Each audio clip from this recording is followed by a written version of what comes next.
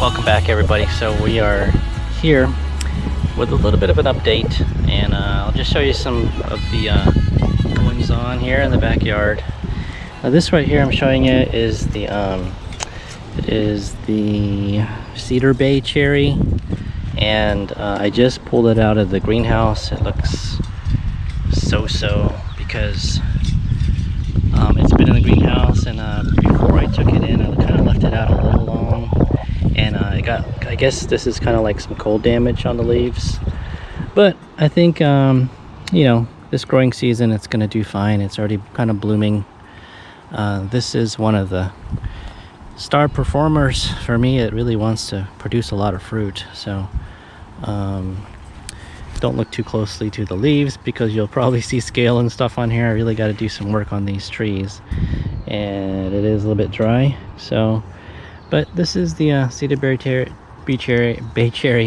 and it seems to be, doesn't look that great, but it actually seems pretty happy. I just got to get it fertilized and possibly pot it up.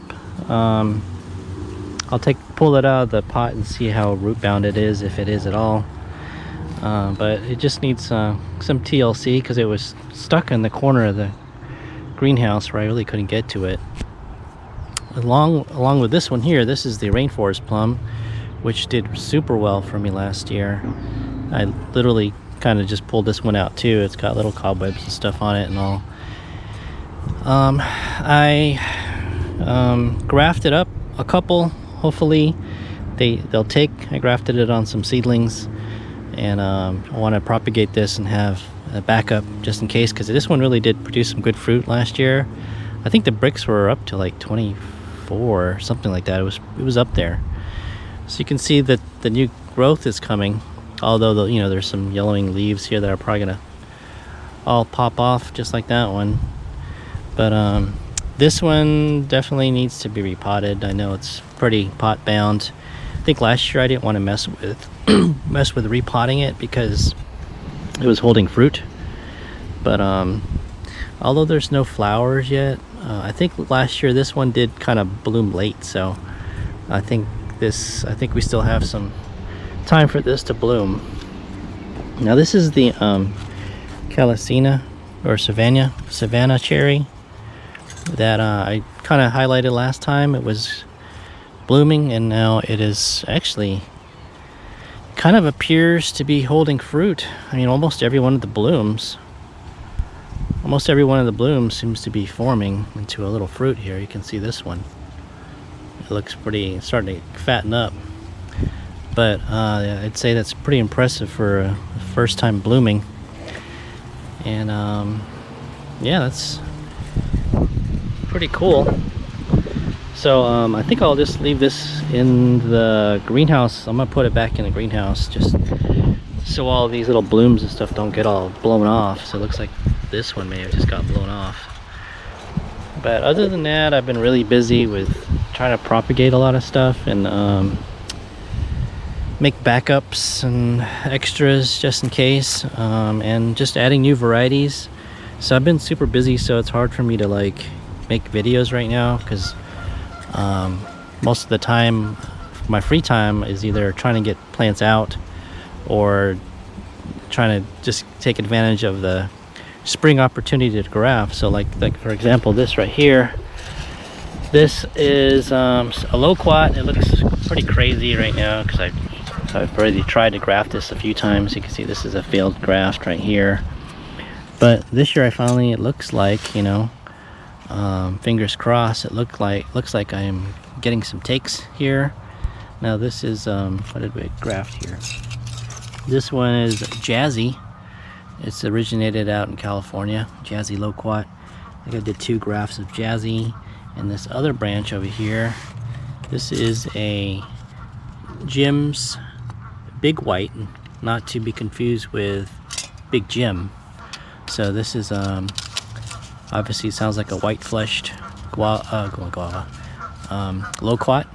And yeah, trying to import all these like and propagate all these cool varieties. And oh, speaking of Loquat, we'll walk over to kind of an important one, or really say it's in fashion right now to have is, and I've showed this before, it's hard to tell what's going on here. I'm going to explain. So this is the main branch right here, and this is my Peluche. This is a Peluche Loquat, and these were like kind of like the darling of last year as far as what people really wanted, and what was fetching, you know, big prices, like as far wherever they were showing up, either eBay or some of the forums or wherever you could get your hands on them. So I kind of mistakenly I grafted it on this little rootstock here, and you can tell this is kind of like a 1 gallon pot. I left it in the ground too long, and it rooted in here, and I wanted to pull this out, and I thought I was going to do it this spring right now, dig it up and repot it and get it going correctly. But this variety is so valuable that the way it was growing straight up here, and it had 2 shoots shooting out towards the light, and these are the 2 shoots. Here's one right here and one right here coming off the Peluche, and I got these 2 seedling what do you call these, rootstocks here, and I potted them up, and I set them up to, and I tilted the Peluche over so that the shoots, instead of shooting horizontally, are shooting vertically. And then I did some approach grafts on here. These are some approach grafts on the Peluches, and I've got 2, and I've got hopefully 2 chances to get these, only 2 branches on this Peluche grafted up and then propagated. So the Peluche is right here, and this is the rootstock. I'm going to give it another week or so, and then I'm going to cut this right here. I'll cut the rootstock right here, and then we'll wrap it up real tight. I do have it wrapped up pretty tight, even with the rubber band and a florist, or the green stretch tape on each of these, because with approach grafts you kind of want them really super tight. And hopefully this works out, then I can cut these 2 branches, and I'll have 2 Peluche trees, and then maybe I'll let this grow out some more, or maybe take a chance in trying to dig it out. And over here I just did it's an Avery, and I have actually an Avery on its own rootstock growing well in the greenhouse, so I need to pull it out. Last year I did these air layers, excuse me, not layer layers, these layers, ground layers of my mammoth pineapple guava. So I've got one right here, kind of like wounded the branch, and then I stuck it in the ground. I got one over here which pops up over here. I've got maybe I'll make a different video where I'll show you hopefully if these have taken and grown roots, and we'll pull those up and discover together if they're growing. I wanted to show you another Eugenia that is doing pretty well over here on the other side of the yard. I don't think I've really ever talked about this one. This is my Eugenia stipitata, which we're walking over towards. This is the Eugenia stipitata, and they don't take too long to come into fruiting, or at least flowering. So this is probably maybe a 5 or 7 gallon pot, and you can see right here it's a flower. Got a flower here, and it's got this beautiful kind of bronzy growth. We've got some more flowers here, and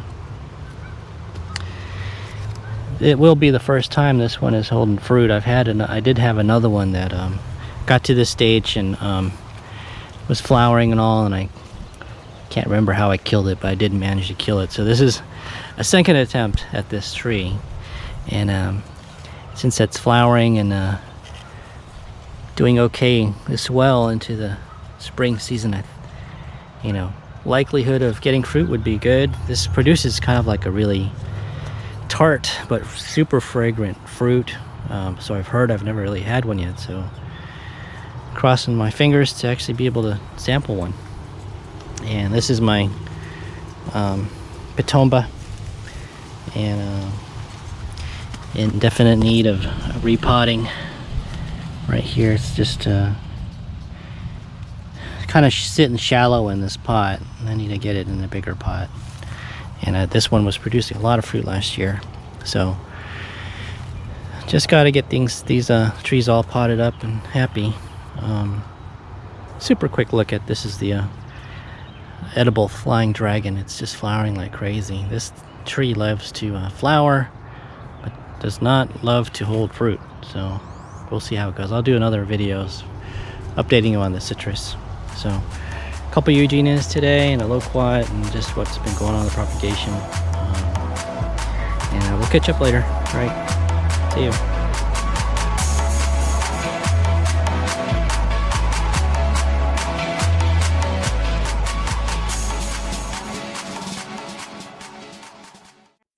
Hey babe, what product do you use in your hair?